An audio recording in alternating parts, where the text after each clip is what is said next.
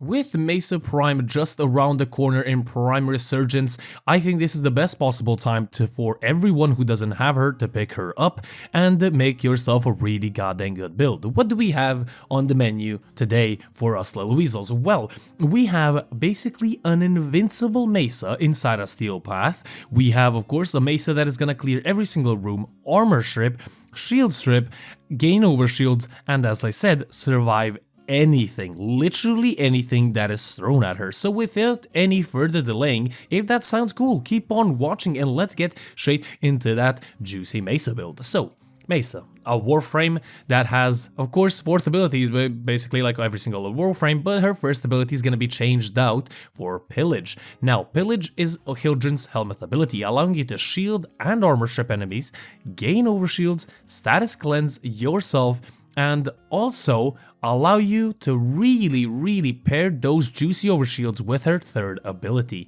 Now, Mesa's 3rd ability, Shatter Shield, basically reflects any single bullet type of, well, bullet and hits cannon weapons back at the enemies. Now, melee weapons will ignore Shatter Shield, so keep that in mind, so try to keep those tickling pesky butcher enemies away from you and your Mesa. Now, what this honestly does is give you 95% damage reduction. That is, I think, to the best of my knowledge, the highest damage reduction value you can get in the game. But of course, this applies to your shields and overshields as well. So you might be saying where the hell this is going and how she becomes invincible.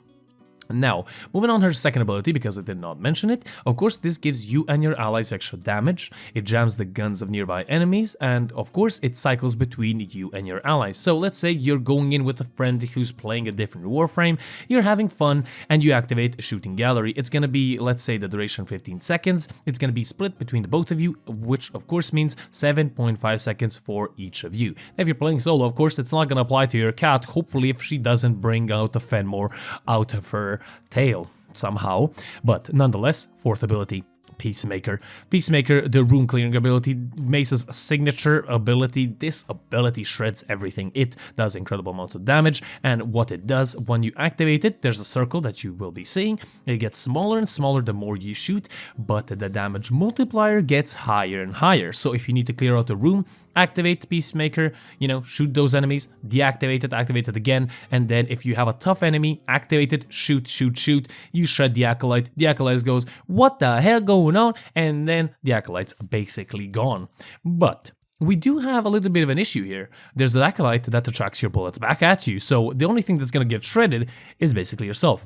And that's why we, of course, have our loadout, which I'm gonna be showing on in just a bit. We do have to cover, of course, the regulators, the pistols themselves, yes. Now, the regulators, Galvanized Diffusion, Galvanized Shot, of course, we have Prime Target Cracker, Lethal Torrent, we have Creeping Bullseye for extra critical chance, we have Jolt and Pistol Pestilence, and Heated Charge. Now, keep in mind, if you don't have the Prime mods, equip the base mods. If you don't have or don't like Creeping Bullseye, equip Pistol Gambit or Prime Pistol Gambit. The difference is, I think, 13% in critical chance, so it's not going to be that influential. And of course, trying to focus on the 60-60 mods. Now, regulators have a decent amount of crit chance. That is very good.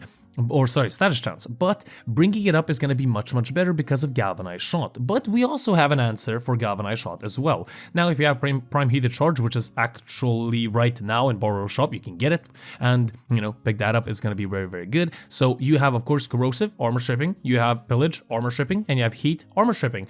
Honestly, a lot of armor stripping. So let's move on to the Mesa build itself. The Mesa build is pretty much plain and simple. Pistol Amp in the Aura, Constitution, Fleeting Expertise, Transient Fortitude, Adaptation, Umbral Intensify, Augur Secrets, Narrow-Minded, we have Prime Continuity, Arcane Velocity, which is going to help out your regulators a lot, giving you fire rate, yes, there you go, Arcane Energize, Mesa's Volts, while allowing you to move whilst you're in Peacekeeper at 50% speed, and then instead of the Aura, you can put Growing Power for even more armor and shield stripping.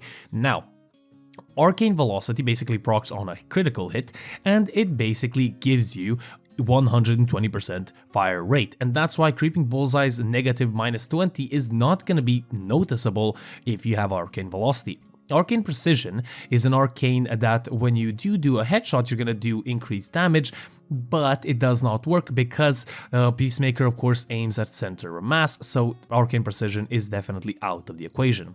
Now, okay, you know, set up your Mesa like this, everything's cool, but what is the loadout actually look like? Now, the loadout basically looks, in my primary I have nothing, second is going to be the Epitaph, of course, melee weapon, Glaive Prime, Xeneric Focus School, choose whichever one you want, and Regulators, of course, because you have to bring those.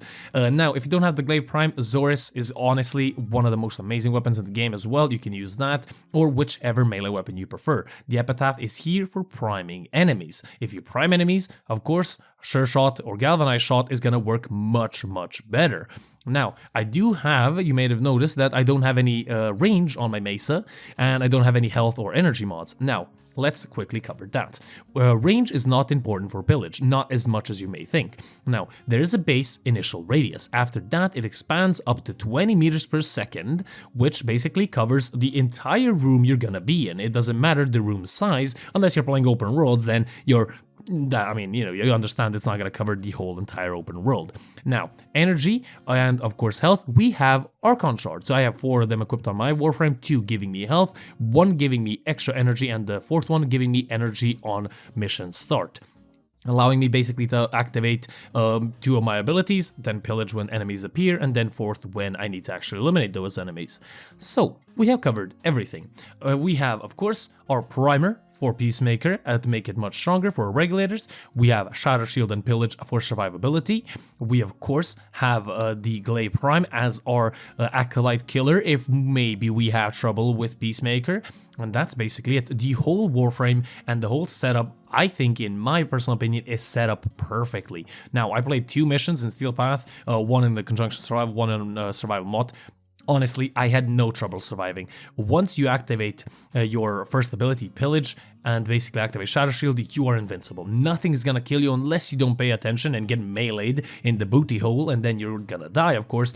But a couple of things that I want you guys to just know whilst you're playing Mesa, and a couple of things that I recommend, I guess tips and tricks basically. So, once, if you need to clear out the room, activate Pillage, and you can activate it again because at 223 power strength you have 55% armor and shield reduction, so you can activate it basically 2 times, the armor and the shield to strip them fully, activate your 4, and then shoot them down. If you need to focus on a tough enemy, as I said earlier, just basically hold down, or I guess activate your 4 and just shoot until it gets so small that it's basically gonna decimate whatever appears in front of you.